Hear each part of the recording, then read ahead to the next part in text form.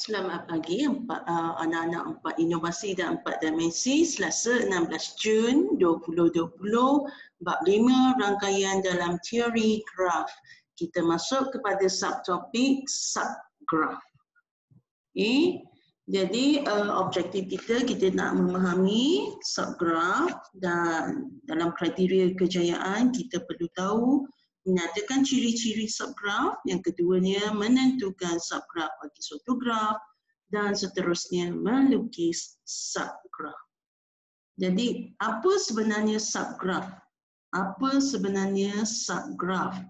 Okey, subgraf merupakan sebahagian atau keseluruhan suatu graf. Okey, dia boleh merupakan sebahagian dan dia boleh juga merupakan keseluruhan suatu graf yang dilukis semula tanpa mengubah kedudukan asal, bucu dan tepi. Okay. Subgraf maksudnya dia adalah sebahagian atau keseluruhan.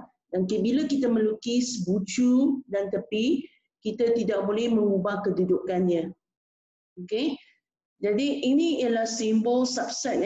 Ini imbasan semula, simbol subset. Simbol subset juga boleh dalam bentuk macam ni. Okey, sama ada macam ni ataupun bawahnya ada satu garisan subset.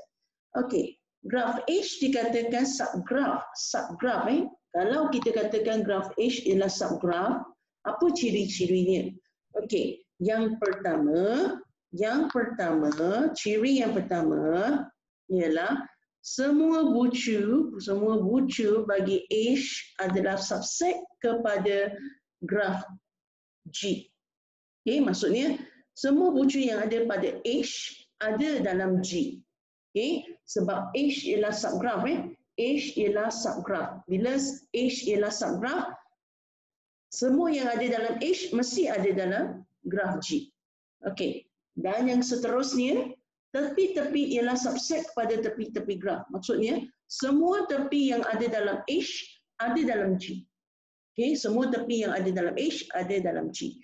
Okay, seterusnya, pasangan bucu setiap tepi H adalah sama dengan tepi graf G. Maksudnya samalah. Pasangan bucu sama, tepi sama, bucu sama. Okay, secara ringkasnya, satu bucu dalam graf G adalah subgraf bagi graf G. Okey, satu tepi dalam graf G bersama-sama bucu-bucu yang dikaitkan ialah subgraf bagi graf G. G yang ni okey, dalam ialah subgraf bagi G dan setiap graf ialah subgraf kepada dirinya sendiri. Okey, setiap graf adalah subgraf kepada dirinya sendiri. Kalau kita nak faham, nanti kita tengok contohnya dengan maka kita akan faham dengan lebih jelas nanti. Baiklah, kita tengok bagaimana kita mengaplikasikan konsep tadi dalam menjawab soalan yang dikemukakan seperti ini. Tentukan sama ada graf 1, 2, 3, 4 adalah subgraf. Tentukan sama ada subgraf kepada graf G. Ini ialah graf kita yang asaslah yang kita nak bandingkan. Okey. Jadi graf 1, 2, 3 kita kena kenal pasti sama ada dia adalah subgraf. Okey, sama ada dia adalah subgraf. Okey. Yang pertama kita tengok PS. P ada di sini, S ada di sini. P ada di sini, S ada di sini.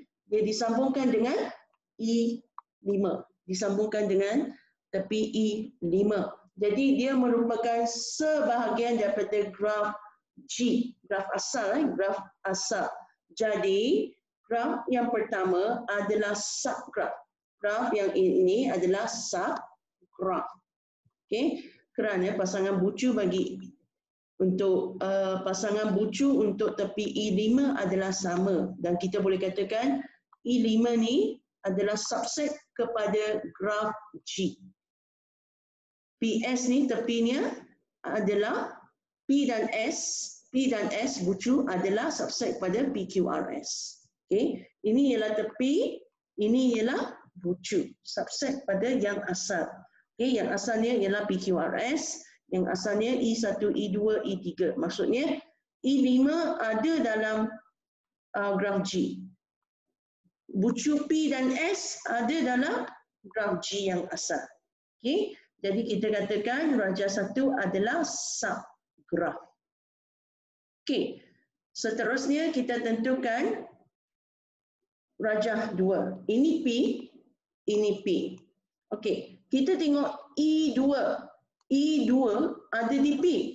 Sedangkan yang asalnya tidak ada E2 dalam graf G. Jadi kita kata ini bukan subgraf. Bukan subgraf.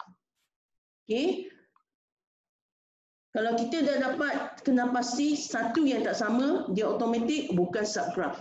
Okey, kalau kita dah kena pasti sama, P dan S sama, kita kena pasti lagi adakah garisan tepinya sama ataupun tidak.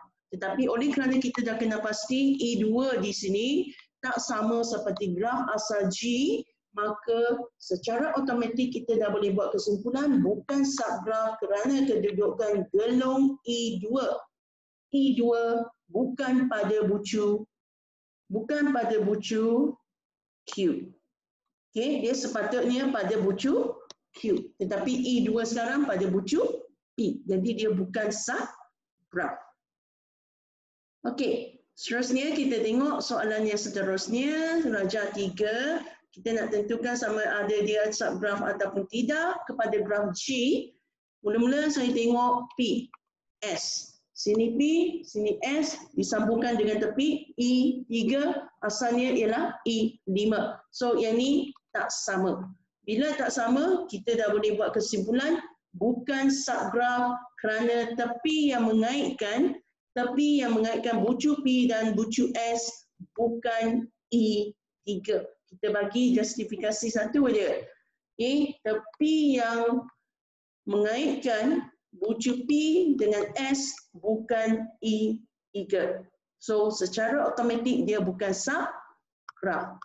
Kita tengok pula contoh yang keempat. Contoh yang keempat. Ini P, ini S disambungkan dengan tepi E5. P, S, tepi E5. Betul. Okey. Lepas tu sini ada Q. Ini ada Q, betul.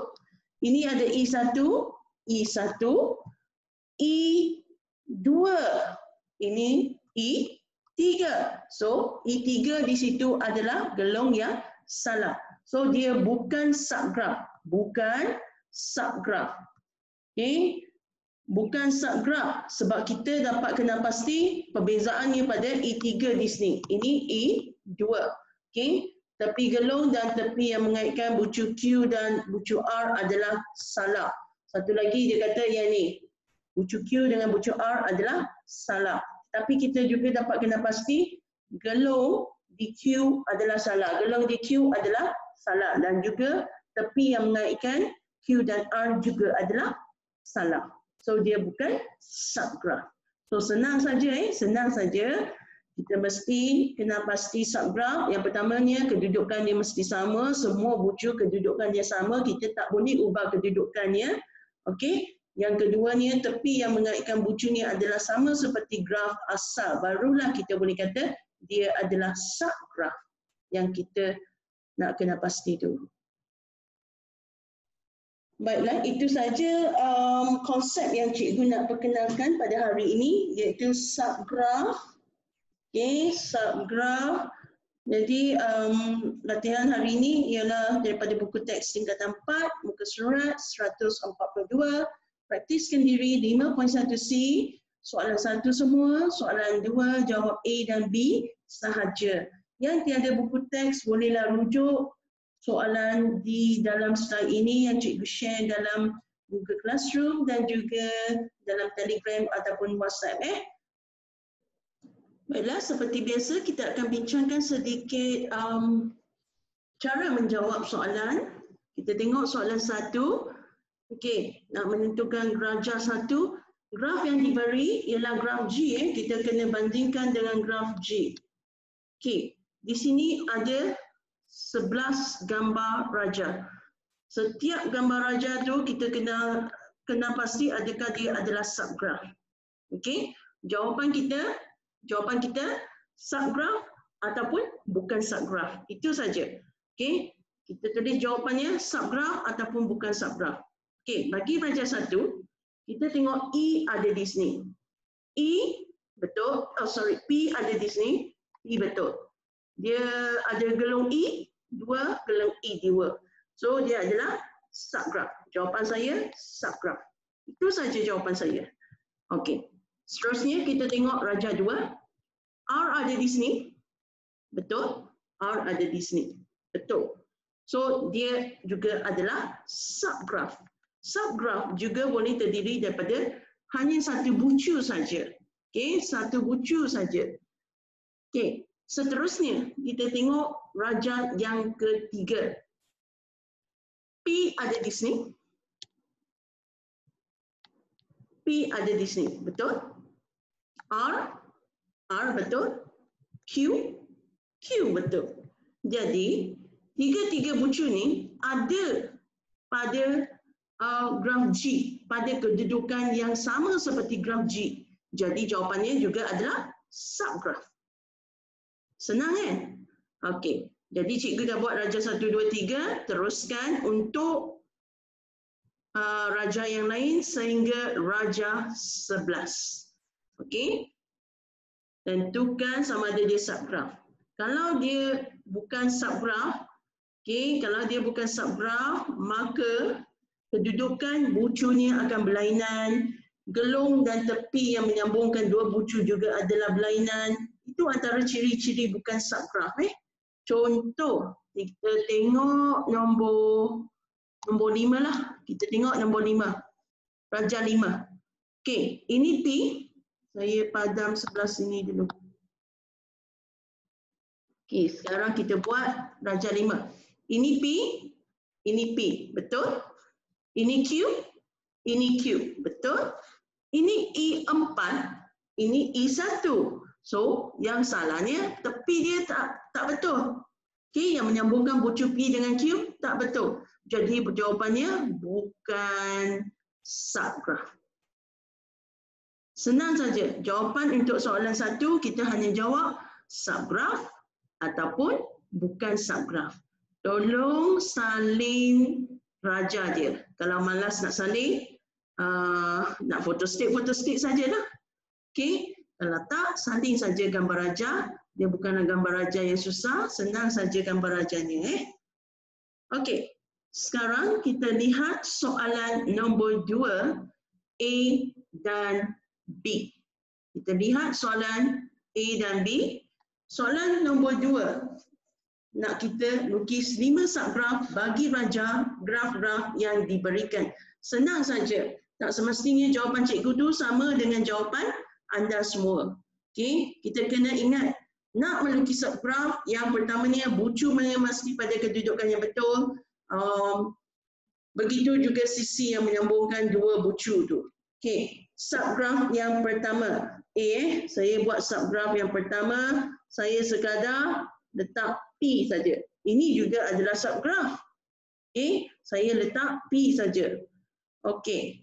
Untuk subgraf yang kedua, saya letak, dia nak 5 kan? Satu soalan tu dia nak 5 subgraf, B 5 subgraf, A 5 subgraf. Kita tengah buat A. Okey. P di atas, Q di bawah. Okey, P di atas, Q di bawah. Okey. Yang ni kita sambung dengan apa? Sambung dengan garisan. Garisan apa? Garisan E1. So E1 saya dah habis label. So ini subgraf yang kedua. Subgraf yang ketiga, saya nak letak P, saya nak letak R, dan saya sambungkan dengan satu garisan.